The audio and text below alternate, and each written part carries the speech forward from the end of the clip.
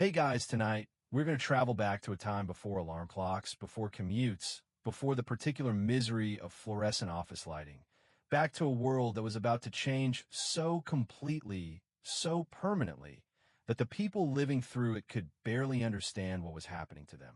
Tonight, we are stepping into the Industrial Revolution, and we're going to take it slowly. You're going to close your eyes, or let them go soft and heavy, and I'm going to walk you through it one quiet detail at a time. Before we begin, take a breath. Let your body settle. Feel the weight of wherever you are lying or sitting right now. And know that you are safe, you are warm, and you have absolutely nowhere to be. Tonight is just for listening. So, before you get comfortable, take a moment to like the video and subscribe, but only if you genuinely enjoy what I do here. And if you feel like it, drop a comment telling me where in the world you're listening from and what time it is there. I find it genuinely wonderful to imagine all of you scattered across time zones, all drifting off together in the dark. Now, dim the lights, maybe turn on a fan for that soft background hum, and let's ease into tonight's journey together. We begin not with machines, not with smoke, not with the clatter of looms, but with silence, or something close to it. Imagine England in the early 1700s. Not the England of red telephone boxes and double-decker buses, but something much older, much quieter, much slower. A landscape of open fields and hedgerows, of muddy lanes that turned to rivers in the rain. A country where the loudest sound in most villages was the wind, or a blacksmith's hammer, or the distant complaint of a sheep that had opinions about something. You're standing at the edge of one of those villages now. It is morning, just barely. The light is the particular gray-gold color of an English dawn in autumn, soft and a little reluctant, as though the sun is not entirely sure it wants to get involved today. Around you, the village is waking up, not with an alarm, not with a notification, but with roosters and the creak of wooden shutters, and the smell of wood smoke beginning to thread its way out of chimneys and up into the cold air. This is the pre-industrial world, and it runs on a rhythm that is ancient, almost biological. Seasons, not schedules. Daylight, not deadlines. Most people in early 18th century Britain lived and worked on the land. Around 70% of the population was rural, tied to agriculture in one way or another. Plowing, planting, harvesting, tending livestock, managing the slow calendar of growth and rest that had governed human life for thousands of years. The work was hard, genuinely hard. Not in the slightly metaphorical way we use that word now. Not the spreadsheet gave me trouble hard, but in the literal, physical, body-wearing, weather-dependent way that left people exhausted in a deep, complete, honest way by the end of the day. And yet there was a texture to that life that gets lost when we talk about it from a distance. There were rhythms. In many parts of Britain, work was organized around what historians call the cottage industry system, or, more formally, proto-industrialization. Families produced goods at home. Wool was spun into thread. Thread was woven into cloth. Cloth was collected by merchants and sold in towns. The work happened at kitchen tables and beside hearth fires, woven into the fabric of domestic life. Children helped. Grandparents helped. The work was slow, but it was also embedded in the household, in the community, in a kind of social texture that would not survive what was coming. Historians still argue whether the pre-industrial economy was as stable and comfortable as we sometimes romanticize, or whether it was already strained, already cracking, before the machines arrived to accelerate its collapse. That debate is real and worth sitting with for a moment, because one of the most tempting things to do with the Industrial Revolution is to imagine a golden pastoral world that was destroyed by progress. And one of the most tempting counterarguments is to insist that life before industrialization was brutal and short, and anyone who mourns it is being sentimental. The truth is probably somewhere quieter than either of those positions. Life was hard and also beautiful. The change that came was miraculous and also devastating. Both things can be true at the same time, and holding them both is more honest than choosing sides. Here is one well-known historical fact to carry with you into the night. In 1700, the population of England and Wales was somewhere around 5.5 million people. By 1800, it had nearly doubled. This extraordinary population growth is one of the reasons the Industrial Revolution happened when and where it did. More people meant more demand for goods, more pressure on traditional production methods, and more bodies available to fill the factories that would soon rise, smoking and clanging across the northern landscape. And here's something smaller and stranger and more interesting. In many parts of pre-industrial Britain, Monday was informally known as Saint Monday, a custom among craftsmen and weavers of simply not working, taking it off, extending the weekend by a day, unofficially by collective agreement. The practice was widespread enough that employers complained about it bitterly, and one of the unspoken ambitions of the factory system, with its rigid bells and locked gates and docked wages, was specifically to abolish Saint Monday forever, which it did, but not without a fight. For now, though, Saint Monday still exists. The machines are still theoretical or distant or someone else's problem. The village you're standing in smells of bread and earth and wood smoke. The light is still that soft gray gold, and you're just at the beginning of a very long, very slow, very extraordinary story. Let your eyes go heavy. Let your breathing slow. We're just getting started. The ground beneath your feet is older than the village above it, older than the hedgerows, older than the lanes, older than the names people have given to the hills and rivers and little unremarkable patches of woodland that the English countryside like punctuation marks in a very long, very slow sentence. Beneath the soil, beneath the clay, beneath the limestone and the sandstone and the layers of compressed geological time, there's something else, something black. Something that has been waiting with the extraordinary patience of things that have no awareness of waiting for a very long time. Coal. Britain sits on one of the most remarkable coal fields in the world. A great arc of carbon-rich seams running through Northumberland and Durham in the northeast, through Yorkshire and the Midlands, through South Wales and the west. A buried inheritance laid down over 300 million years ago, when a land that would become England was a vast tropical swamp, warm and fern-covered and completely indifferent to its own future importance. Those ancient swamps became peat. The peat became compressed under the weight of time and stone, and the compressed peat became coal, dense, dark, heat-rich, and sitting just close enough to the surface in certain places to be reached by a determined person with a shovel and a willingness to go underground.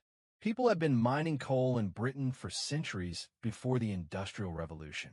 Medieval monks used it. Elizabethan households burned it when wood was scarce. By the late 1600s, London was already heavily dependent on coal shipped down the coast from Newcastle, a trade so essential that a disruption to it was considered a civic emergency. But something changed in the 1700s. The demand grew faster than the shallow seams could supply it. And so the mines went deeper. Going deeper meant encountering a problem that shallower mines had mostly avoided. Water. Underground water, seeping in through the rock, pooling at the bottom of shafts, flooding tunnels, drowning the work and occasionally the workers. The deeper you dug, the more water you found, and the more desperately you needed some way to get it out. This was not a small inconvenience. This was an existential problem for the entire coal industry, and by extension for the industrializing economy that depended on it. And it was this problem, the mundane, unglamorous, utterly practical problem of water in a hole, that would eventually force the invention of the steam engine. But we'll get to that. For now, stay underground for a moment. Let your eyes adjust to the dark. The world of the early coal mine is almost impossible to picture from the comfort of a modern bedroom. So let me try to paint it for you gently. The shafts were narrow. In many early mines, barely wide enough for a grown man to descend sideways, clinging to a rope or a rough wooden ladder, lowering himself down into a darkness that was absolute and cold and smelled of damp stone and old air. At the bottom, the tunnels, called headings or gates depending on the region, spread out horizontally through the seam, following the coal wherever it went. These tunnels were often very low. Miners worked on their knees or lying on their sides, hacking at the coal face with picks in spaces where standing was simply not an option. The light came from candles or from crude lamps burning animal fat, small flames in a very large darkness. Here is a well-known historical fact that bears repeating because it tends to stop people for a moment. Children worked in these mines, not as a marginal or exceptional circumstance, but routinely and extensively. Children as young as 5 or 6 were employed as trappers, sitting alone in the dark beside ventilation doors, opening and closing them as miners passed, for shifts that could last 12 hours or more. They sat in the dark, alone, for 12 hours, opening a door. The reason ventilation mattered so much in early mines brings us to our eccentric curiosity for this section. Miners feared what they called black damp, pockets of carbon dioxide that could suffocate a man without warning, and fire damp, which was methane, which was flammable, which in the presence of a candle flame could produce an explosion with very little interest in whose fault it was. The traditional early warning system for fire damp was a person. Specifically, a person called the fireman, not the firefighting kind, but a miner whose job was to go ahead of the others, wrapped in wet sacking, carrying a long pole with a lit candle on the end, and deliberately ignite any gas pockets he found before the main workforce arrived. He would lie flat on the ground, hold the pole out, and set off the explosion. Then, if he was still there afterward, work could begin. Historians still argue whether the survival rate for early firemen was as low as contemporary accounts suggest, or whether the role was somewhat less suicidal than the descriptions imply. But the job existed. The wet sacking was real, and the particular bravery or desperation required to do it is worth a moment of quiet acknowledgement. Above ground, the colliery landscape had its own strange beauty. Winding gear rising above the shaft heads, wooden rails leading down to the riverbank or the coast, where coal was loaded onto boats called keels by workers called keelmen, a whole specialized profession, with its own culture and its own songs and its own fierce pride. The northeast of England developed what was essentially a coal civilization. Entire communities built around the pit. Company towns, company houses, company stores. A world in which the mine was not just the workplace, but the entire organizing principle of life. And at the center of it all, that water still pooling, still rising, still waiting for someone to solve it. Let that thought drift with you now. The mine is behind you. You are back above ground, in the cold air, and somewhere, in a workshop, in a shed, in the disciplined mind of a man who has looked at the problem very carefully, a solution is beginning to take shape. But that is for the next stretch of the night. For now, breathe. Settle. The coal is patient. So are we. Somewhere in Dartmouth, Devon, in the first decade of the 1700s, a man named Thomas Newcomen is thinking very hard about a problem that is not technically his problem. Newcomen is an ironmonger, a hardware man. He sells tools and equipment to the mining industry, picks and chains, and the general ironwork of extraction. And in the course of his business, he has heard many times from many people about the water, about the flooding, about the pumps that cannot keep up, the horses working an exhausted relay at the surface, the mines that have to be abandoned, not because the coal runs out, but because the water wins. He has heard this problem described so many times that he has apparently decided, with the quiet stubbornness of a practical man who cannot leave a thing alone, to try to solve it.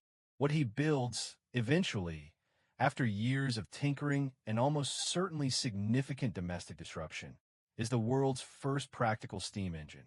And it is, by modern standards, magnificently, almost comically inefficient. Let me describe it to you, because it is worth picturing. The Newcomen atmospheric engine, demonstrated successfully around 1712, is enormous. It fills a building specially constructed around it, a tall engine house of brick and timber, like a small cathedral dedicated to the worship of steam pressure. At its heart is a large cylinder, vertical, open at the top. A piston sits inside this cylinder, attached by a chain to one end of a great rocking beam overhead, a massive pivoting arm, like a seesaw for giants, that connects the engine to the pump mechanism below. Here is how it works, in the gentlest possible terms. Steam is produced in a boiler beneath the cylinder and allowed to fill the space below the piston. Then, and this is the key, the clever, counterintuitive heart of the thing, cold water is sprayed into the cylinder. The steam condenses. Instantly, it collapses back into water, taking up a tiny fraction of the space it occupied as steam, and in doing so creates a partial vacuum inside the cylinder. And then the atmosphere does the work. The weight of the air above, ordinary air, the air above us right now, as you lie there in the dark, pushes down on the piston with enormous force, driving into the vacuum, pulling the beam down on one side, and lifting the pump rod on the other. Then the steam fills the cylinder again. Then the cold water. Then the vacuum. Then the atmosphere. Again and again and again, at a slow, rhythmic, slightly hypnotic pace, about 12 strokes per minute on a good day, the beam rocks, the pump lifts, and the water flows up out of the mine and away. It is slow. It is fuel-hungry. It is so inefficient that the only reason it makes economic sense is that it is installed directly at the coal mine, where fuel is essentially free. But it works. Here is your well-known historical fact for this section. The Newcomen engine was the dominant steam technology for more than 50 years. Dozens, then hundreds of them were built across Britain and eventually Europe, pumping water from coal mines, tin mines, copper mines, anywhere the water problem existed. By the time James Watt began his improvements in the 1760s, Newcomen engines had been faithfully, inefficiently, magnificently working away for over half a century. That is not a footnote. That is a career. Now here is your eccentric curiosity, and I genuinely enjoy this one. The first recorded Newcomen engine accident of a spectacular kind occurred at a mine in Dudley, where a young assistant named Humphrey Potter was responsible for manually operating the valves, opening and closing them in sequence to control the steam and the cold water injection, a job that required constant attention and, presumably, the complete suppression of boredom. Young Humphrey, the story goes, grew tired of standing there all day operating valves by hand. So he rigged up a system of strings and catches connected to the rocking beam itself, so that the engine's own motion opened and closed the valves automatically. He had, in other words, automated his own job so he could go outside and do something more interesting. Whether this story is entirely true, partially embellished, or a charming myth that engineers have repeated because it is too good to abandon, historians still argue about it, and probably always will. But the principle he supposedly demonstrated, using the machine's own motion to control itself, is real and important and rather beautiful. The spread of the Newcomen engine across Europe is its own quiet story. Because Newcomen was careful about patents, his engine was covered by a patent held jointly with Thomas Avery, an earlier inventor whose own steam-powered water-raising device had been slightly less successful. Foreign engineers who wanted the technology had to be creative about obtaining it. Swedish engineer Martin Trewald came to England, spent time studying the engines firsthand, and brought the knowledge back to Sweden, where he built the first Newcomen engine on the European continent in 1726. A slow, deliberate transfer of knowledge, carried in a person's memory across the North Sea. There's something quietly lovely about that. Let your breathing slow now. Picture the engine house, tall, brick, slightly improbable looking in the middle of a Staffordshire field. Inside, in the dim light of tallow candles and the glow from the boiler, the great beam is rocking. Slowly. Back and forth. Back and forth. 12 times a minute. The sound is a low, rhythmic exhale, a hiss of steam, a clunk of the beam reaching its limit, a gurgle of water rising through the pump pipe. And then again. And again. It is not elegant. It is not fast. But somewhere below the ground, in a dark tunnel that would otherwise be drowning, a miner can keep working. And the coal keeps coming up. And the world keeps turning. A little faster now than it did before, though nobody has quite noticed yet. Let that thought settle over you like a blanket. The engine breathes. You breathe with it, slow and steady. There is nothing to do right now but listen. It is 1763, and a small model of a Newcomen engine has broken down. This is not, on the face of it, a world historical event. Models break down. Mechanisms fail. Things stop working with a reliability that would be almost impressive if it weren't so inconvenient. But this particular model belongs to the University of Glasgow, and the man asked to repair it is a 37-year-old instrument maker named James. What? A quiet, methodical, slightly melancholy Scotsman who has a workshop on the university grounds and a habit of thinking about things much longer and much more carefully than strictly necessary. He takes the model apart. He looks at what is inside. And then, instead of simply fixing it, he starts asking why it is so inefficient and whether it has to be. This is the beginning of something very large. James what was not, despite what the popular story sometimes implies. A dreamy visionary who watched a kettle boil and was seized by sudden inspiration. He was a craftsman, a precise, painstaking, slightly anxious craftsman who worked slowly, corresponded extensively, kept detailed notes, and worried constantly about money, about his health, and about whether he was making enough progress.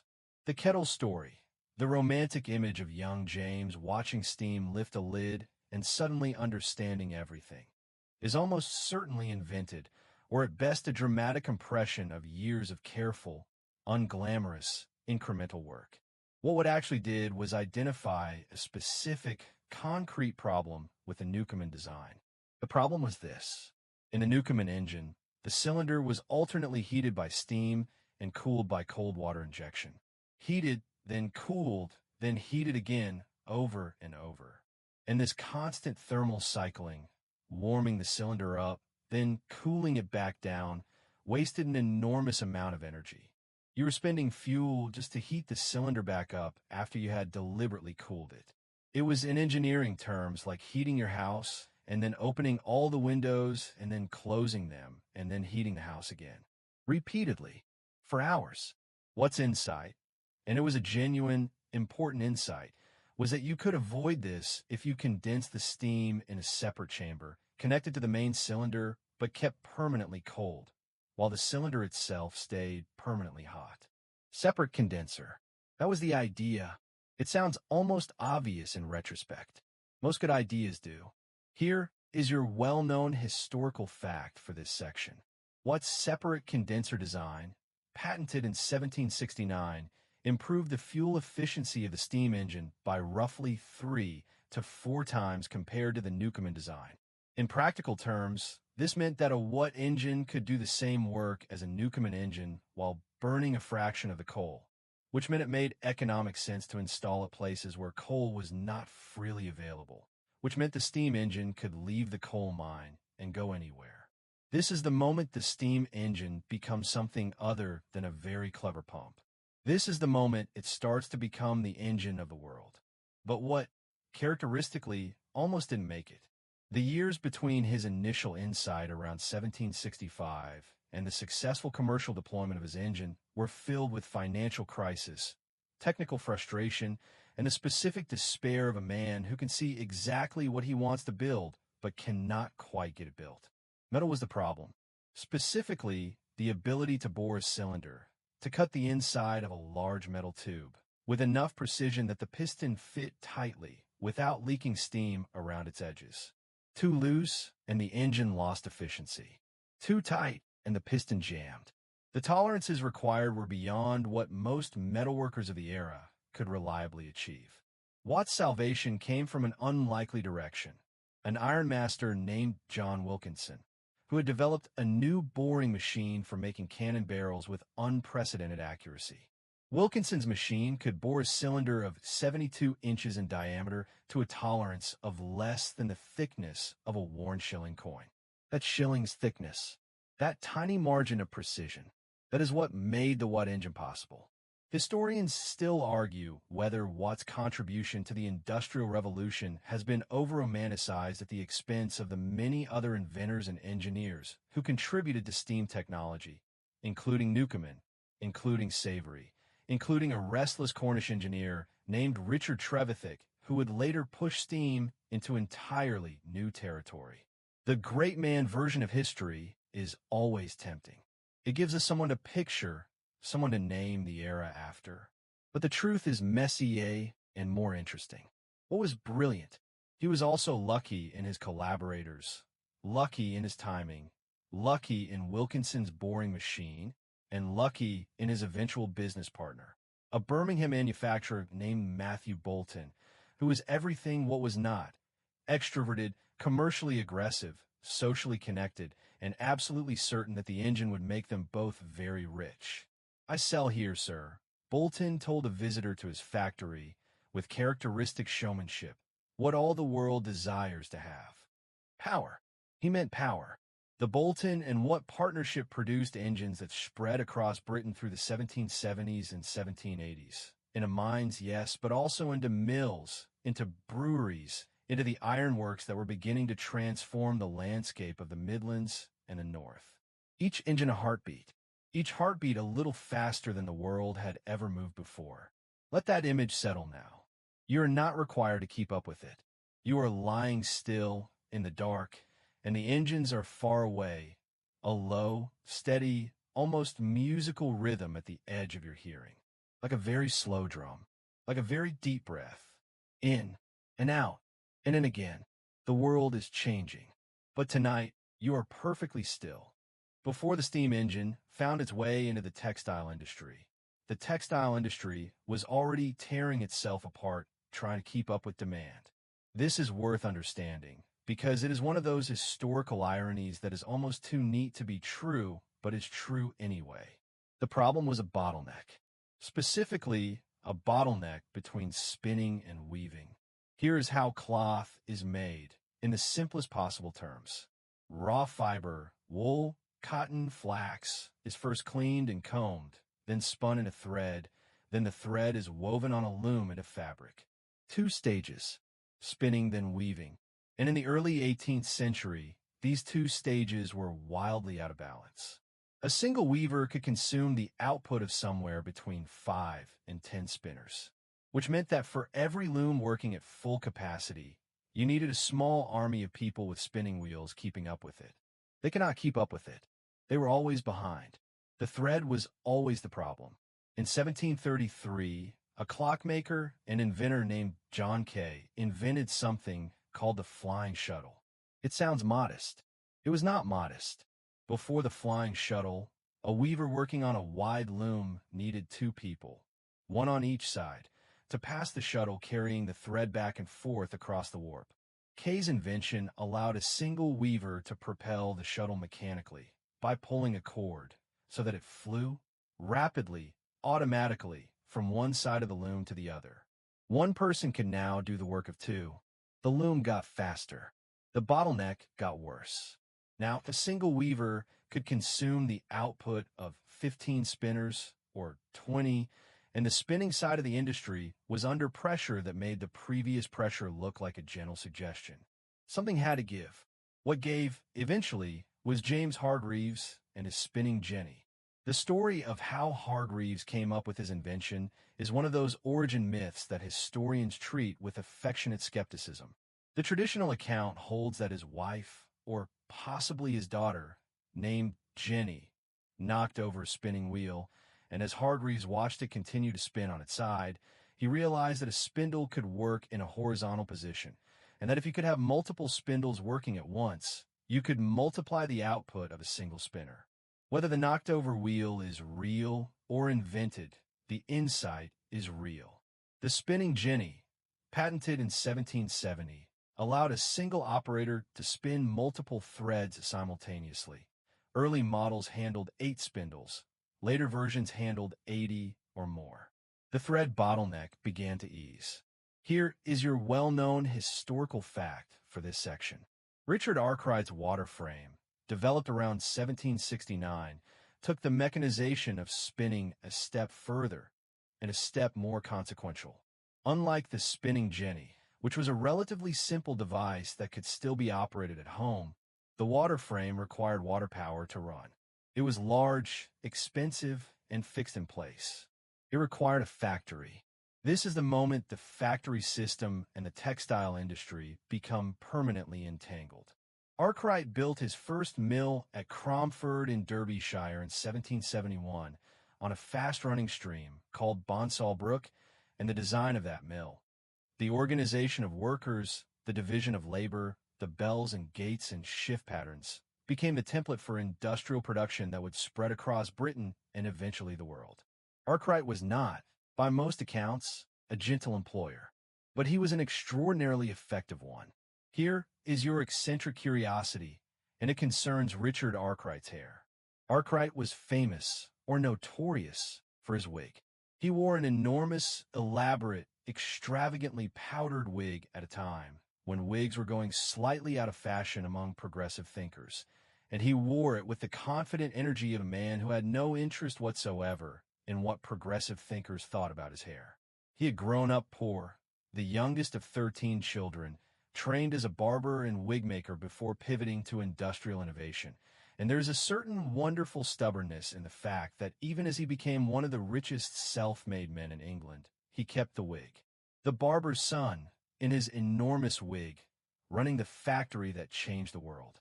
Historians still argue whether Arkwright's genius lay primarily in invention or in organization, whether he was truly the technical innovator he claimed to be, or whether his real talent was for acquiring other people's ideas, protecting them with aggressive patent litigation, and scaling them with a ferocity that more scrupulous men might have hesitated to apply.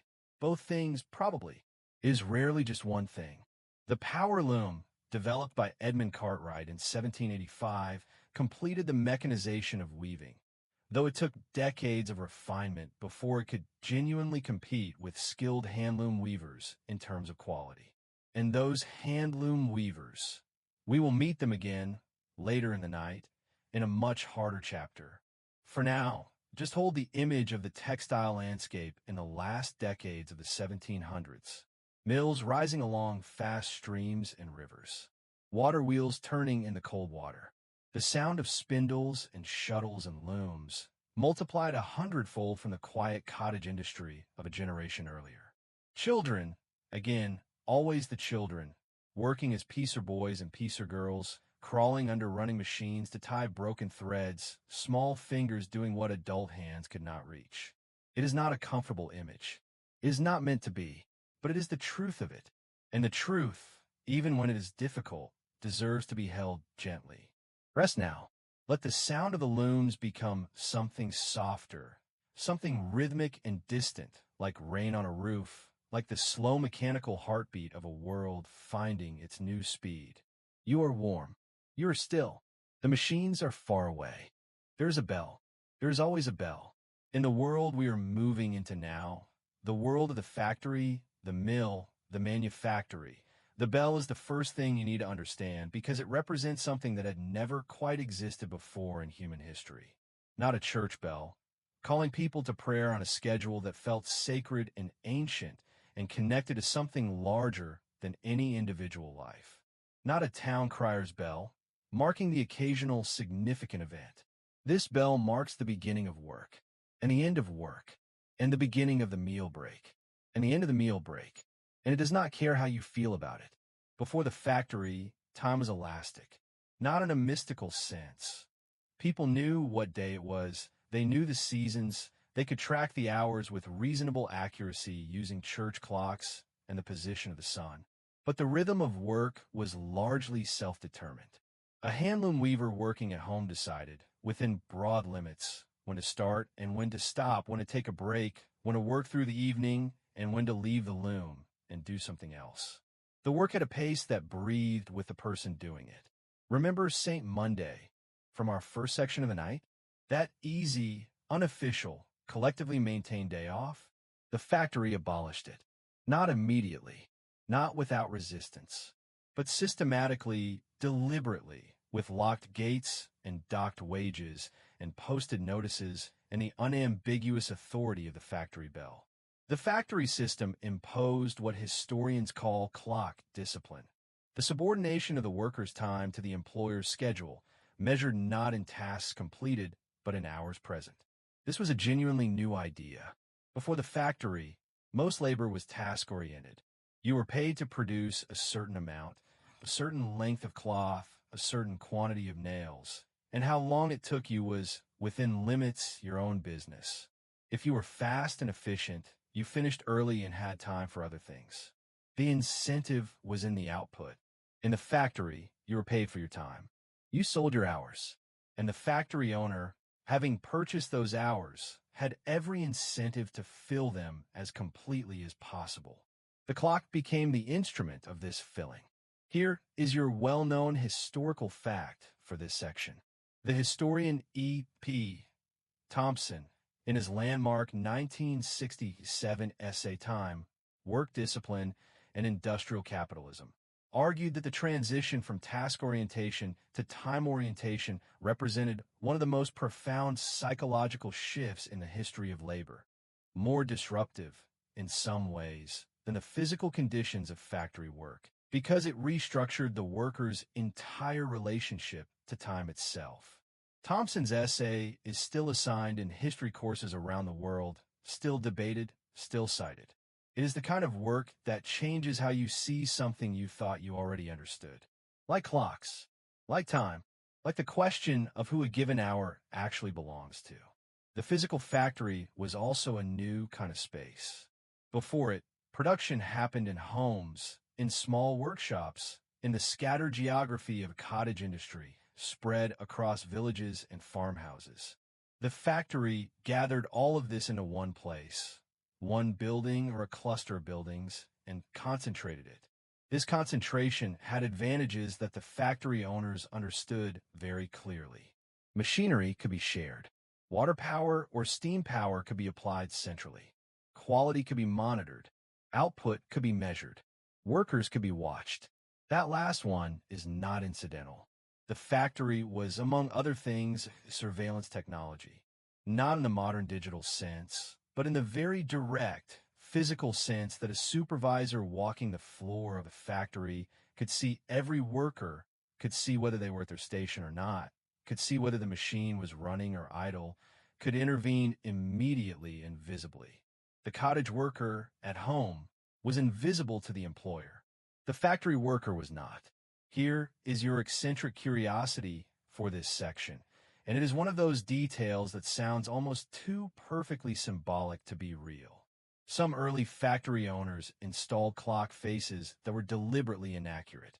Clocks that ran slow in the morning, stretching the time before the lunch break, and fast in the afternoon, compressing the time after it. Clocks that were visible to workers but controlled by management, and that workers had no independent means of checking against the actual time. Historians still argue about how widespread this practice actually was, whether it was a systematic policy or an occasional abuse, but contemporary accounts of workers complaining about company clocks are real, and the grievance appears in labor disputes of the period with enough regularity to suggest it was not purely imaginary. The workers knew, they just could not prove it, and yet the factory also offered something that the cottage industry did not always provide. Wages. Regular, predictable wages, paid weekly in coin, not dependent on whether the harvest was good, or the merchant showed up, or the wool was the right quality this season. Stability of a kind, even if it came wrapped in the bell and the clock and the locked gate and the eye of the supervisor. People chose the factory, not always freely, not always enthusiastically, not without loss, but they chose it in large enough numbers to fill the mills and keep them running. That complicated fact deserves its own quiet moment. Let the bell fade now. Let the clock on the factory wall slow down, its hands moving more gently, more forgivingly, until it is keeping time with something softer. Your breathing, perhaps, or the barely perceptible rhythm of your own heartbeat. You're not on the factory floor. You're not answerable to that bell. You're somewhere warm and still and entirely your own. The hours tonight belong to you. All of them. Let that be a comfort. Close your eyes for a moment, or let them stay soft and unfocused, and imagine a bridge. Not a modern bridge. Not concrete and steel and engineering software and safety margins calculated to 17 decimal places. A bridge made of iron. Cast iron, specifically brittle in tension, strong in compression, gray-black and slightly crystalline in the way it catches light, smelling faintly of the furnace that made it. This bridge spans a gorge in Shropshire, in the English Midlands, where a river called the Severn cuts through a steep wooded valley that locals call, with appropriate drama, the Iron Bridge Gorge. It was completed in 1781. It was the first iron bridge in the world. And when people saw it for the first time, many of them simply did not believe it was real. Iron had been a fundamental material of human civilization for millennia. Weapons, tools, nails, hinges, the 10,000 small metal objects that hold a society together at its joints and seams. But iron as a structural material. Iron is the thing you build a bridge out of, the way you might use stone or timber, with a new idea in the 18th century, and it was new for a reason. Making iron required smelting, heating iron, or with a fuel hot enough to separate the metal from the rock. For centuries, the fuel of choice had been charcoal, made from wood, and the iron industry was consequently limited by the availability of forests. Britain was running out of forest. Not completely, not catastrophically, but significantly enough that the iron industry in the early 1700s was genuinely constrained by fuel supply, and some forecasters of the period predicted a slow, inevitable decline in British iron production as the accessible timber gave out. What they did not predict was Abraham Darby. Abraham Darby was a Quaker ironmaster from Bristol who set up a furnace at Coalbrookdale in Shropshire in 1709, chosen for its location beside the Severn, its available water power, and the coal seams that ran through the valley floor. What Darby did at Coalbrookdale was figure out how to smelt iron using coke, coal that had been partially burned to drive off its impurities, rather than charcoal. Previous attempts to use coal directly in iron smelting had failed because the sulfur in raw coal contaminated the iron, making it brittle and useless. Coke solved this. Darby's coke-smelted iron was good iron, strong iron, iron you could cast into pots and cylinders and eventually, in the hands of his descendants, into the ribs of a bridge. Here is your well-known historical fact. Abraham Darby is credited with the coke-smelting breakthrough around 1709. His son, Abraham Darby II, refined the process and expanded the Coalbrookdale works. His grandson, Abraham Darby III, built the Iron Bridge. 3 generations, 1 valley, 1 extraordinary chain of inherited knowledge and accumulated ambition, passed down like a very heavy, very useful gift.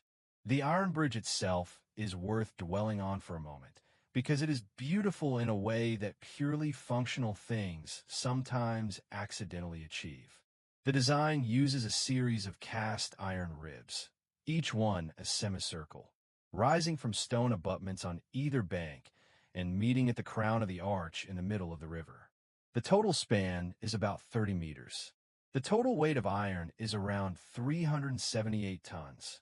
It was assembled using techniques borrowed from carpentry and joinery, dovetail joints, mortise, and tenon connections, because the men who designed and built it were working with a new material, but with the mental toolkit of a craft tradition that knew wood, not metal.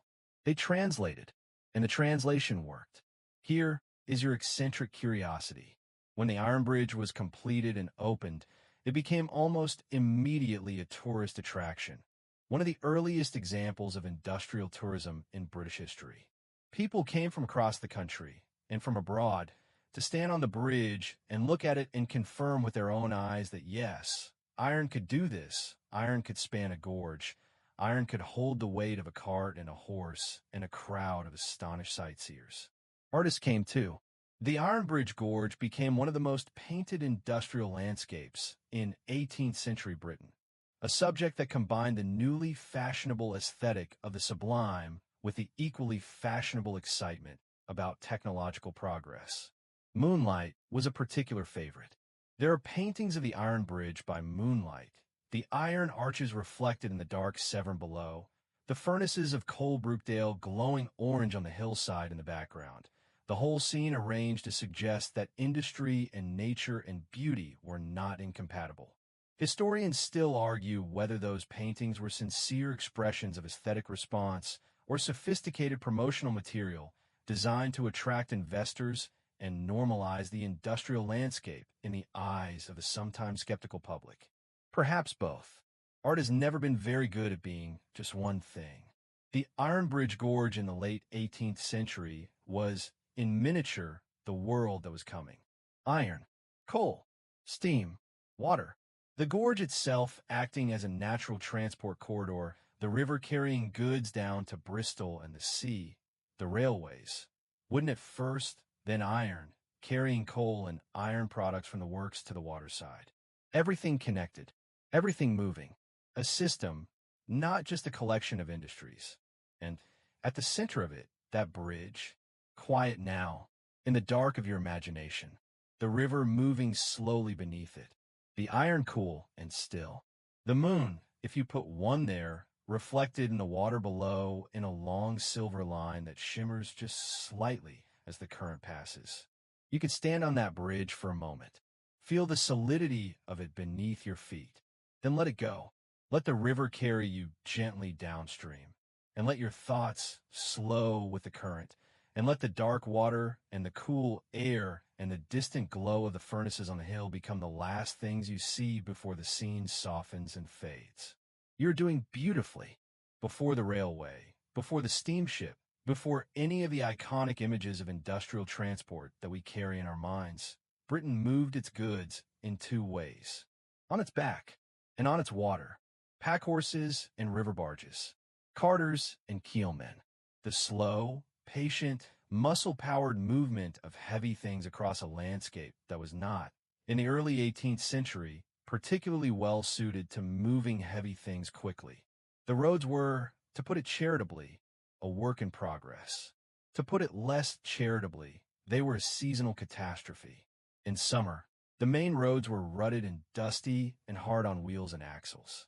In winter, they turned to mud of a depth and consistency that could swallow a cart up to its axle and hold it there with the patient grip of something that is all the time in the world. Travelers complained about British roads with a consistency and creativity that suggest the experience was genuinely, memorably bad. One French visitor in the early 1700s described a journey through the English Midlands as the closest he had come, without actually dying, to understanding what dying might feel like. The turnpike system was the first serious attempt to fix this. From the 1690s onward, Parliament began passing turnpike acts, legislation that allowed trusts of local investors to take over stretches of road, improve them, and charge travelers a toll for the privilege of using them. The toll gate, a gate across the road, beside a small toll house where the keeper lived, became a feature of the British landscape, and the toll keeper became a minor but significant figure in the social fabric of travel. You paid a penny or two, depending on what you were and how many wheels you had, and the gate swung open and you continued on your slightly less catastrophic way. The turnpike system was imperfect, inconsistent, occasionally corrupt, and deeply resented by local people who had previously used the roads for free. But it worked, slowly and unevenly, and by the middle of the 18th century, journey times between major British cities had begun to fall in ways that would have seemed miraculous to an earlier generation. Here is your well-known historical fact for this section. The journey time by stagecoach from London to Edinburgh in 1750 was approximately 10 to 12 days, depending on conditions. By 1800, following decades of road improvement and the introduction of better engineered coaches, that same journey took around 43 hours. 10 days to 43 hours. In 50 years, without a steam engine, without a railway, just better roads, better coaches, better horses, and better organization. Progress, it turns out, does not always require a dramatic invention. Sometimes it just requires fixing the road. But the roads, even improved, had a fundamental limitation. Weight, heavy goods, coal, iron, ore, timber, stone, clay, were simply too heavy to move economically on even the best road surface. The wheels sank. The horses strained. The economics did not work. For heavy goods, you needed water. And Britain, fortunately, had a great deal of it. The river network was already in use. The Severn, the Trent, the Thames, the Mersey, a web of navigable waterways that connected many of the country's most productive regions to each other and to the sea. But rivers go where rivers go, which is not always where industry needs them to go. Enter the canal. The canal age in Britain began in earnest with the opening of the Bridgewater Canal in 1761, built by the Duke of Bridgewater to carry coal from his mines at Worsley to the growing city of Manchester, just a few miles away. The engineer was a largely self-taught genius named James Brindley, who could barely read or write, but who possessed an extraordinary spatial intelligence, an ability to hold complex, three-dimensional engineering problems in his head and solve them without the aid of detailed technical drawings. Brindley's method, reportedly, when faced with a difficult engineering problem, was to go to bed, not in despair, not in defeat, but deliberately as a working method. He would lie down, think through the problem in the dark, and emerge after a day or two with the solution worked out entirely in his mind. Historians still argue whether this story reflects a genuine cognitive strategy or a charming exaggeration that grew in the retelling. But the canal he built was unambiguously real. Here is your eccentric curiosity, and it involves an aqueduct. Brindley's Barton Aqueduct, which carried the Bridgewater Canal over the River Irwell, was considered so improbable when it was proposed that one prominent engineer dismissed the idea as a castle in the air, something too fantastical to be taken seriously. It was completed in 1761. Boats sailed across it, over a river, on a bridge made of water.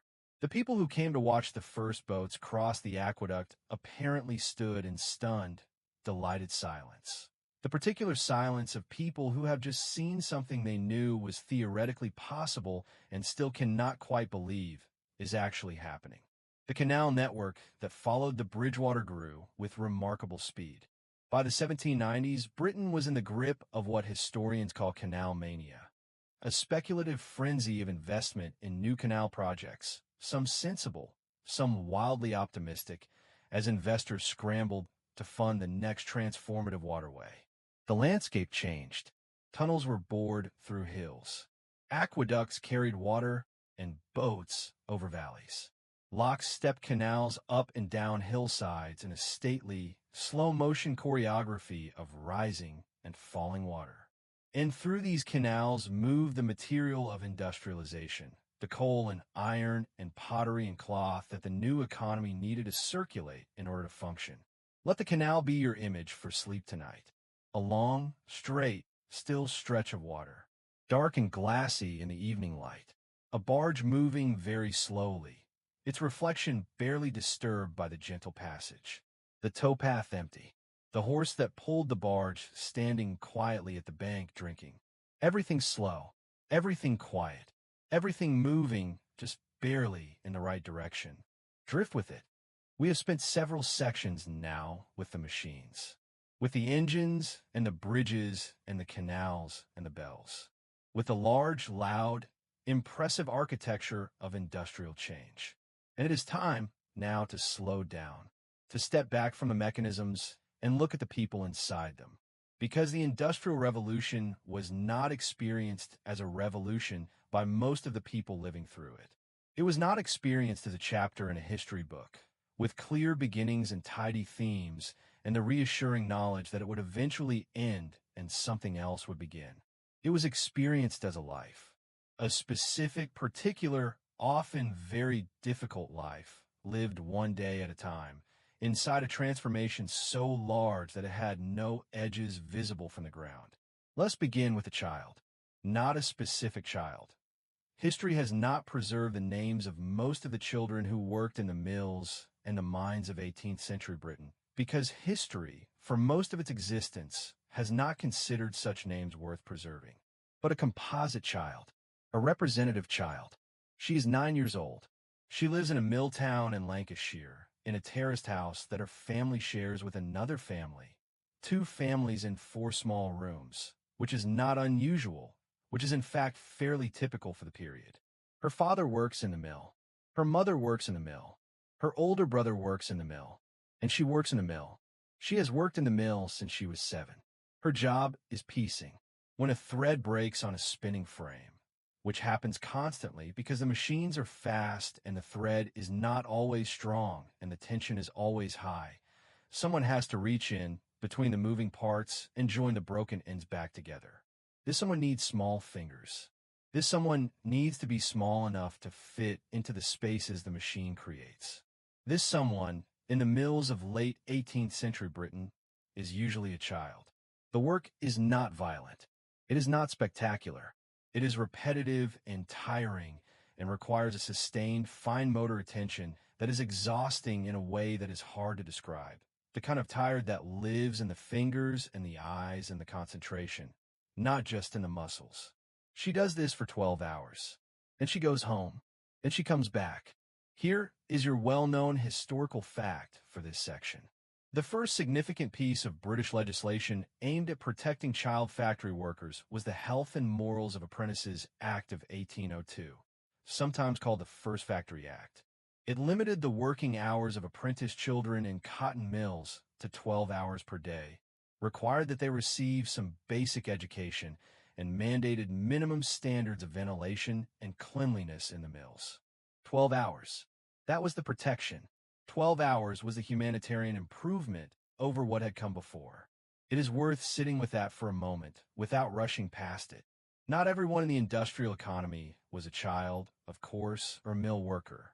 The human texture of the Industrial Revolution was wide and varied, and full of people whose stories resist easy categorization.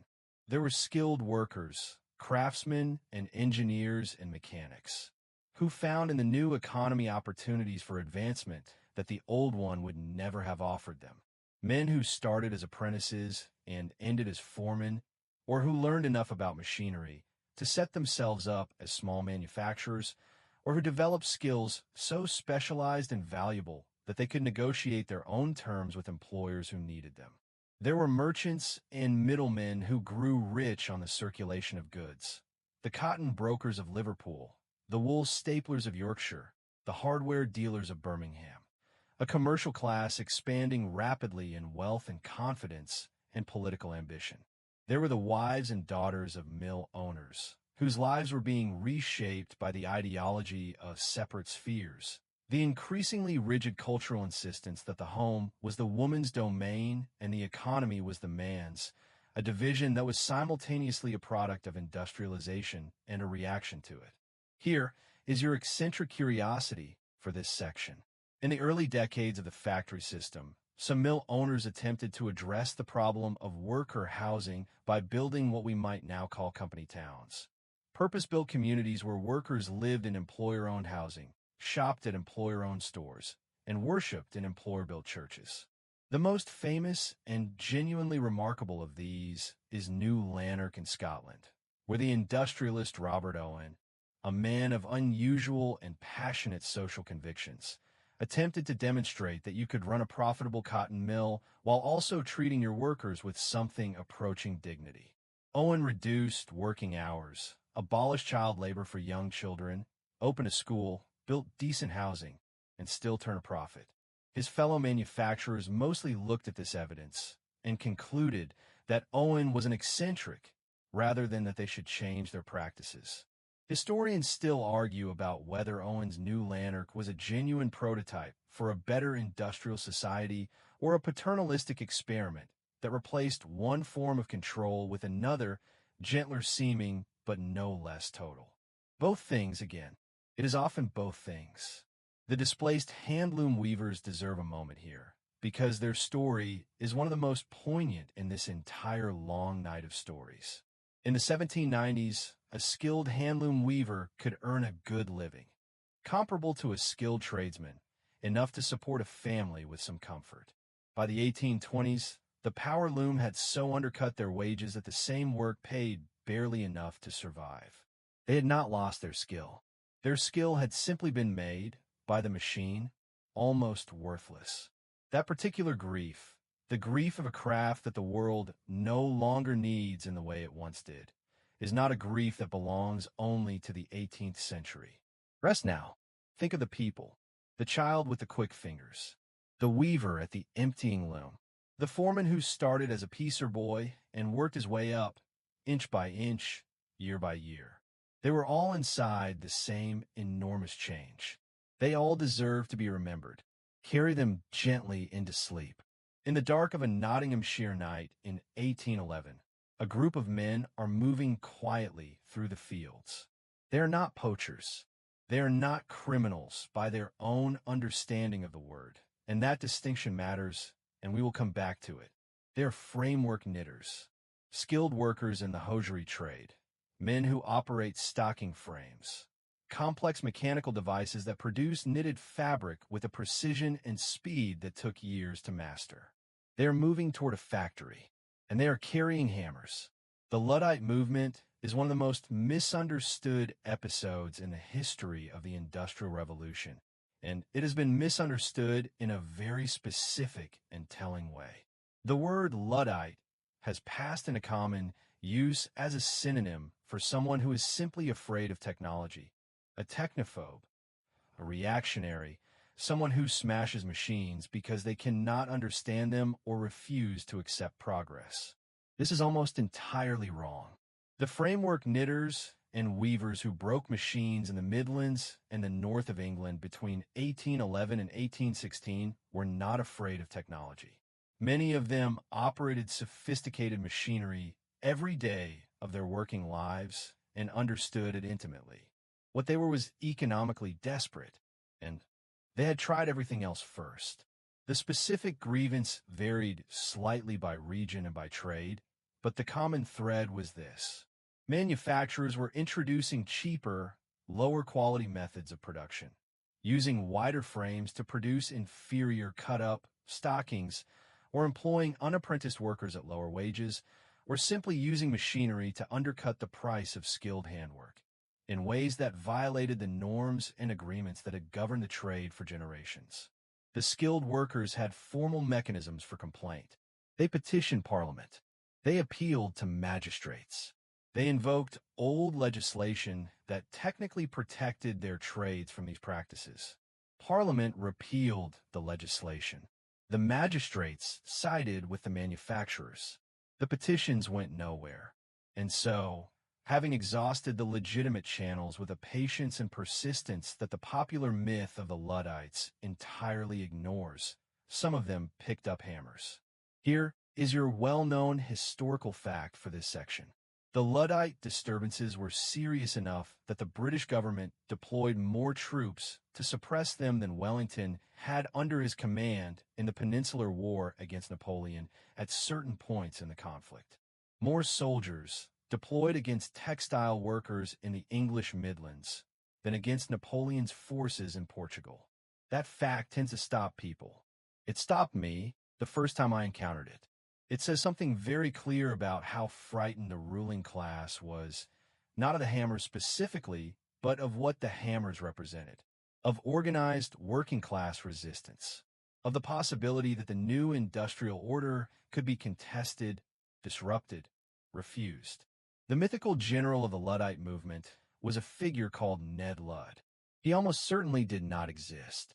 The legend held that Ned Ludd was a Leicestershire framework knitter who, sometime in the 1780s, smashed 2 stocking frames in a fit of rage, either because he was being punished or because he was simple-minded, depending on which version of the story you encountered, and became a folk hero for it.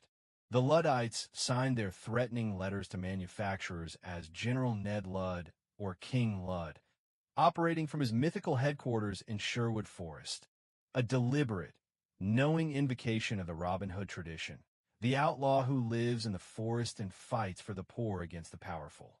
They knew what they were doing. They were not confused people swinging hammers at things they did not understand. They were people making a political argument in the only language that was left to them. Here is your eccentric curiosity for this section. Lord Byron, the poet, the scandal, the man who was described by Lady Caroline Lamb as mad, bad, and dangerous to know, gave his maiden speech in the House of Lords in February 1812 in defense of the Luddites. Byron had visited the Midlands and seen the conditions of the framework knitters firsthand. He was not impressed by Parliament's response. His speech was passionate, sardonic, and largely ignored by his fellow lords, which is perhaps not surprising given that Byron was 24 years old, had just published the first cantos of Childe Harold to enormous public excitement, and was simultaneously the most famous young man in England and a person whom the establishment found deeply inconvenient. Historians still argue about whether Byron's Luddite speech reflected genuine political conviction or the romantic posturing of a young aristocrat who enjoyed being contrary. Given Byron, it was probably both. It is often both. The Luddite movement was suppressed, not argued out of existence, not resolved by addressing its underlying grievances, suppressed by troops, by arrests, by trials, by executions, by transportation to Australia. 17 men were hanged at York in January 1813 following a mass trial that lasted a single day. Their names were real. Their skills were real. Their desperation was real. The machine kept running. Let this section settle quietly, without rushing away from its weight. The Luddites were not wrong about what was happening to them. They were right about what was happening to them. They were simply unable to stop it. There is something in that which deserves acknowledgement. Not despair, not anger, just the quiet recognition that being right is not always enough, and that the people who lose the argument are not always the ones who are wrong. Breathe. The night is still. The hammers are long silent. The names of the 17 are still there, if you want to look them up. Some things are worth looking up, but not tonight. Tonight, rest. There is a particular kind of person who appears with remarkable frequency in the history of the Industrial Revolution, and they do not always appear in the history books. They appear in letters, in patent applications, in the minutes of provincial scientific societies, in footnotes. They are the tinkerers, the amateurs, the men, and occasionally more rarely documented but no less real, the women, who spent their evenings in workshops and their Sundays in correspondence, chasing some problem that nobody had asked them to solve and that nobody was paying them to think about. They were everywhere in 18th century Britain, and the world they made possible was built as much on their accumulated, distributed, informal ingenuity as on the dramatic breakthroughs of the names we remember. The institutional home of much of this informal scientific culture was the provincial learned society. Britain in the 18th century developed an extraordinary network of these organizations, clubs and societies where merchants, manufacturers, clergymen, doctors, lawyers, and enthusiastic amateurs gathered to read papers, conduct experiments, argue about natural philosophy, and generally behave like people who find the world interesting and want to understand it better. The most famous of these was the Lunar Society of Birmingham, sometimes called the Lunatics, with affectionate irony, because they met on nights close to the full moon, when a moonlight made the journey home by road somewhat less likely to result in a ditch. The Lunar Society's membership, at various points, included James Watt, Matthew Boulton, the chemist Joseph Priestley, the physician and poet Erasmus Darwin, the pottery manufacturer Josiah Wedgwood, and several others of equivalent distinction. It was by any measure a remarkable collection of minds to find in a single room in Birmingham on a Monday evening. Here is your well-known historical fact for this section. Josiah Wedgwood, the Lunar Society member and pottery manufacturer, invented a device called a pyrometer to measure the extremely high temperatures inside his kilns, temperatures that conventional thermometers could not survive. His pottery business required consistent, precise firing temperatures to produce the uniform high quality where that made his reputation and his fortune. The pyrometer solved a practical problem, but in solving it, Wedgwood was elected a Fellow of the Royal Society, the most prestigious scientific honor in Britain, because his instrument also advanced the general science of heat measurement in ways that went well beyond his kills. Practical problem, scientific advance. In the 18th century, these things were not considered separate. That integration, the comfortable movement between what is useful and what is true, is one of the things that made the period so extraordinarily productive. The accidental discoveries of the Industrial Revolution era deserve their own quiet celebration. Henry Cort, an ironmaster who developed crucial improvements to iron production in the 1780s, the puddling process, and the rolling mill, stumbled on aspects of his method through extended trial and error rather than systematic theory. He knew that something worked before he fully understood why it worked. This is, in fact, how a very large proportion of industrial innovation actually happened. Not theory applied to practice, but practice generating puzzles that theory eventually caught up with. The academic model of science, hypothesis, experiment, conclusion, existed and was important and was practiced in the universities and the Royal Society and the provincial learned societies. But alongside it, and often ahead of it, was something messier and more pragmatic and just as generative. Doing something, noticing what happened, doing it slightly differently, noticing again. Here is your eccentric curiosity, and it is one of my favorites in this entire history. Jeremiah Dixon, the surveyor who, with Charles Mason, drew the famous Mason-Dixon line in America, was a Durham-born Quaker who learned his mathematics and astronomy largely through the informal networks of Northern English intellectual culture. He had no university education. He learned from neighbors, from correspondence, from the kind of generous, distributed, community-based knowledge sharing that characterized provincial intellectual life in the period. He then went on to produce some of the most precise surveying work of the 18th century. Historians still argue about the exact nature of Dixon's self-education and how much credit should go to specific mentors versus the broader culture of curiosity that surrounded him. But the broader point stands. The infrastructure of informal learning, the letters, the societies, the Sunday conversations over bad wine in provincial drawing rooms, was as important to the Industrial Revolution as the coal seams or the water wheels. There were women in this story, too, present in ways that the historical record often makes difficult to see, but never quite manages to erase entirely. Mary Fairfax, later Mary Somerville, one of the 19th century's most celebrated scientific writers, grew up in exactly this culture of informal intellectual curiosity, teaching herself mathematics from a fashion magazine that happened to contain an algebraic puzzle. A fashion magazine containing algebra, which she solved, and then kept going. She is slightly outside our strict 18th century boundary, but she belongs to a tradition that this century built. The tradition of the self-taught, the curious, the people who learned because the world was interesting and they could not help themselves. The Lunar Society stopped meeting regularly around 1800, scattered by age and politics and the disruptions of the Revolutionary and Napoleonic Wars. Priestley's house was destroyed by a loyalist mob in 1791 because his political views were considered dangerous.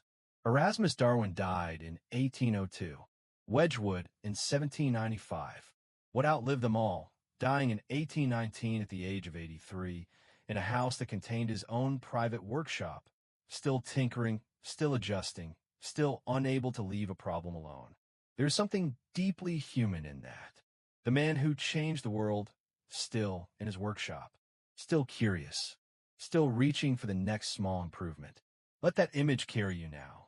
A quiet workshop, lit by a single lamp, a bench covered in tools and measurements, and the beautiful ordinary disorder of a mind at work. Outside the night, inside the light. Rest in that light for a while. Pull back now. Pull back from the workshops and the mills and the canals and the gorge with its iron bridge. Pull back from the specific gravity of England, from its particular coal seams and its particular rivers and its particular combination of circumstances that made it the place where this all began.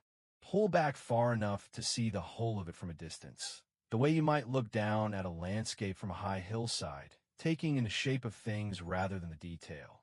And then turn slowly and look outward, because the rest of the world is watching. By the last decades of the 18th century, what was happening in Britain was visible enough and consequential enough that observers from across Europe and the Americas were traveling to see it firsthand. They came to look at the mills. They came to look at the engines. They came to look at the canals and the iron bridge and the pottery works and the great humming manufactory of Bolton and what at Soho and Birmingham, which Matthew Bolton showed off to visitors with the proprietary pride of a man who knows he has something the world wants and intends to make them understand exactly how much they want it. Some of these visitors came to learn. Some came to recruit. Some came to steal. The British government was not unaware of this interest and was not pleased by it. From 1719 onward, a series of laws prohibited the export of machinery, the export of technical drawings, and, most remarkably, the immigration of skilled workers. Skilled artisans were, in the eyes of the British state, a strategic asset. You could not take them with you, or rather, you were not supposed to. Here is your well-known historical fact for this section. Samuel Slater, an apprentice in an Arkwright-style cotton mill in Derbyshire, emigrated to the United States in 1789, having memorized, deliberately and systematically, the design of the spinning machinery he worked with. He could not take drawings. He could not take parts. He took the knowledge in his head. In America, working with the merchant Moses Brown in Providence, Rhode Island, he reconstructed the machinery from memory and established the first successful water-powered cotton spinning mill in the United States. He is sometimes called the father of the American Industrial Revolution. In Britain, he is sometimes called Slater the Trader. Both names are accurate. Both names tell you something about how high the stakes were. The spread of industrialization to continental Europe was slower, more uneven, and more complicated than the dramatic story of Samuel Slater might suggest. France had the scientific culture, the mathematical tradition, the institutional infrastructure of the Grandes Écoles and the Académie des Sciences. In many ways, a more formally developed intellectual apparatus than Britain's informal network of lunar societies and self-taught tinkerers. And yet France industrialized later, and more slowly, and with considerably more difficulty. Historians still argue about why. The candidates are numerous. The disruption of the Revolutionary and Napoleonic Wars. The different structure of French agriculture and land ownership. The relative scarcity of coal in the most economically developed regions of the country. The cultural prestige of craft production over mass manufacture. The honest answer is probably all of these things, in proportions that cannot be precisely measured, interacting with each other in ways that resist clean analysis. History is rarely a controlled experiment. Belgium industrialized earliest among the continental nations. Unsurprisingly, given that it sat on substantial coal reserves and had strong commercial connections to Britain. William Cockerill, a Lancashire-born mechanic, established textile machinery manufacturing in Belgium in the 1790s, and his son John expanded this into a vast industrial empire centered at Sering, near Liège.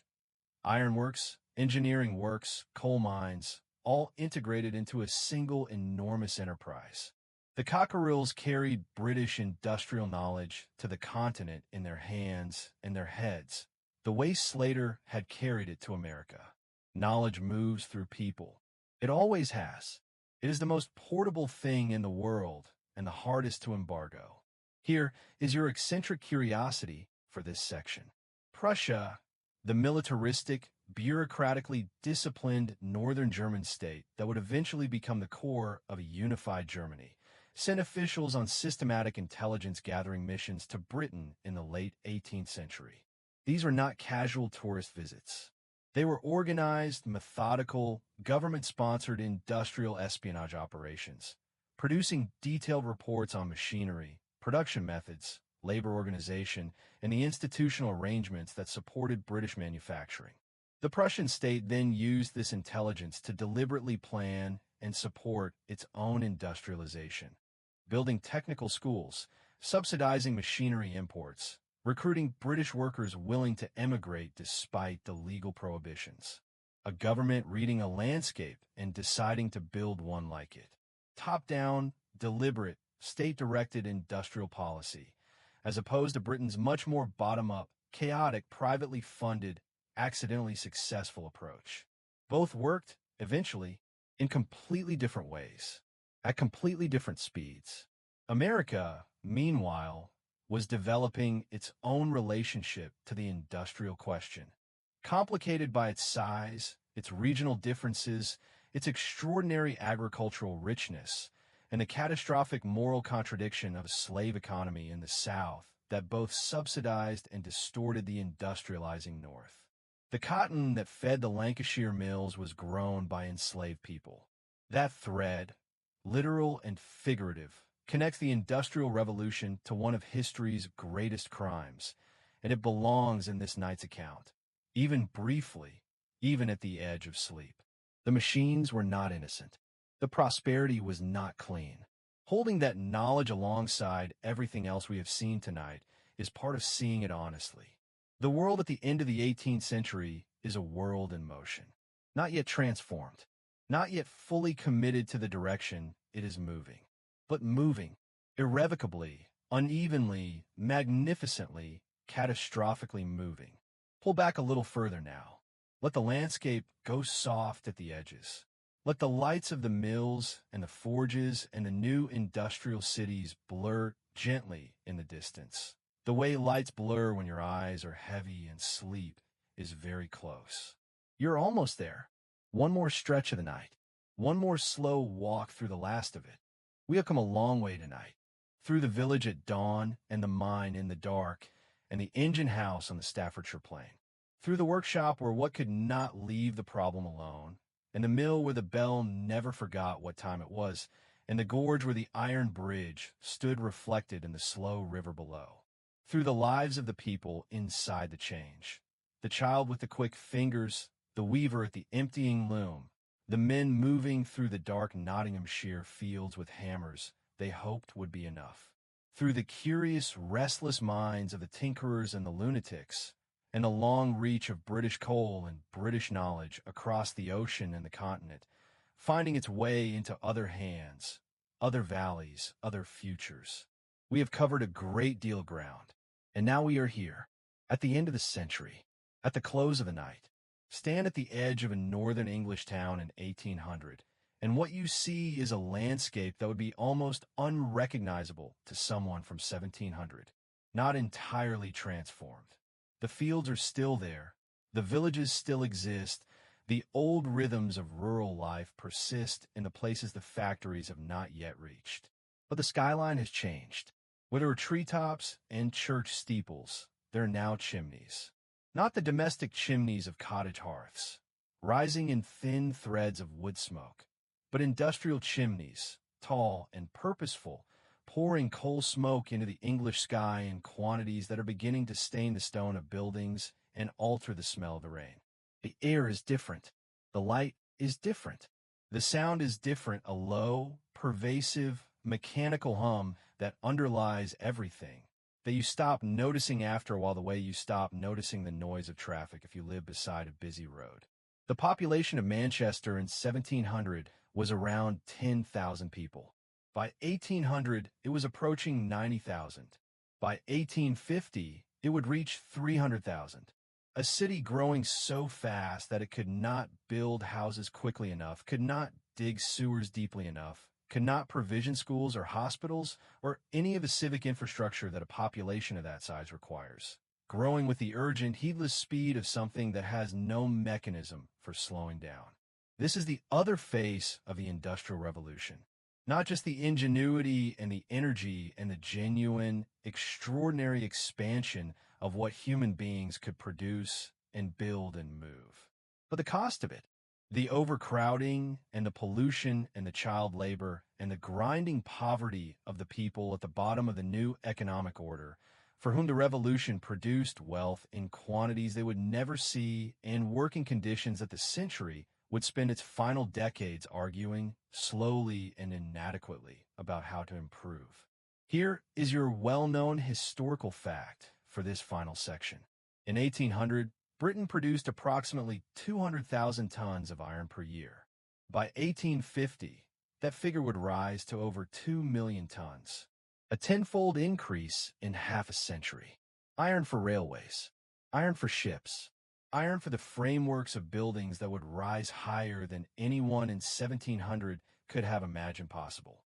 The revolution did not end in 1800. It accelerated. What we have traced tonight is only the beginning. The long, slow, complicated human ignition of something that would burn through the next century and the century after that and reshape every corner of the world it touched. Here is your eccentric curiosity for this final section, and I have chosen it carefully. In 1796, a Shropshire woman named Mary Reynolds, about whom history knows very little beyond her name and this single recorded fact, walked across the iron bridge. She stopped in the middle. She looked down at the river, and she wrote in a letter to her sister later that year that standing on a bridge made of iron, over a river, she felt something she could not quite name. Something between terror and wonder, she said, something that made her feel both very small and somehow part of something very large. She could not name the feeling. We might recognize it now as the sublime, the aesthetic category that 18th century thinkers developed precisely to describe the experience of being in the presence of something overwhelming and beautiful and slightly beyond comprehension. But she did not use that word. She just stood on the bridge and felt it, and wrote it down, and her sister kept the letter, and we still have it. Historians still argue about whether the Industrial Revolution was, on balance, a good thing, whether the expansion of productive capacity and material wealth outweighed the human cost of the transition, or whether there was some other path that could have achieved the former without the latter. This debate is real and ongoing, and probably unresolvable, because it requires us to weigh things that cannot be weighed against each other on any common scale. What we could say, I think, with some confidence, is that it was real, that it happened to real people in real places with real consequences that radiated outward in every direction and are still radiating now. That the child who pieced threads in a Lancashire mill, and the man who stood at his boring machine in an iron foundry, and the woman who stood on an iron bridge and felt something she could not name, they were all part of the same enormous, unasked for, irreversible transformation. And they deserve to be remembered. The sleepy refrain for the last time tonight. You have done beautifully. You have traveled a long way, from the village at dawn, through the cold dark and the steam and the iron and the water. And now you are here at the quiet end of it, and there is nothing left to do but rest. Let the images settle. The bridge reflected in the river. The engine breathing its slow 12 strokes per minute. The canal perfectly still in the evening. The workshop lamp burning low. The woman on the bridge, feeling something she cannot name, looking down at the water moving slowly beneath her feet. Let all of it go soft. Let the century recede. Let the smoke clear from the imagined sky until you can see the stars above the northern English town. The same stars that looked down on the village before the chimneys rose, unchanged, unbothered, keeping their own enormous time. You are warm. You are safe. You are exactly where you need to be. The revolution is over for tonight. The machines are quiet. The bell is not ringing. And the hours, every one of them, for the rest of this night, belong entirely to you. And so we arrive, finally, at the end of tonight's journey together. You have traveled further than you might have expected when you first pressed play and settled into the dark, further back in time, further into the lives of people long gone, further into the complicated, beautiful, difficult story of how the world we inhabit came to be shaped the way it is. The Industrial Revolution did not happen to history. It happened to people, to the child at the spinning frame, reaching her small hands into the moving machinery with a patience and a steadiness that deserved far more than it received. To the engineer in his workshop, unable to sleep because the problem was still unsolved and the problem would not leave him alone. To the miner descending into the dark with a candle and a faith in the rope above him that was, when you think about it, a remarkable act of trust. To the woman on the iron bridge, standing above the river, feeling something large and unnamed moving through her. They were all, in their different ways, inside the same story. As are we. Because the world those people built, with their ingenuity and their labor and their suffering and their extraordinary, ordinary persistence, is the world we still inhabit. The air we breathe carries their legacy. The cities we live in were shaped by the forces they set in motion. The very idea that a person's time can be bought and sold, that a working day has a beginning and an end marked by a bell, that goods can move across a country in hours rather than weeks. All of this was invented, negotiated, contested, and established in the century we have spent tonight exploring. It is a heavy inheritance. It is also a remarkable one. And tonight, you have held it gently and turned it over in your mind and set it down again with the care it deserves. Now let it go. Let the century fold back into itself, the way a book closes, softly, without urgency, with the satisfying weight of something completed. Let your body sink deeper into wherever you are resting. Let your breathing find its own slow rhythm, unhurried, unscheduled, answerable to nothing and no one. The bell is not ringing.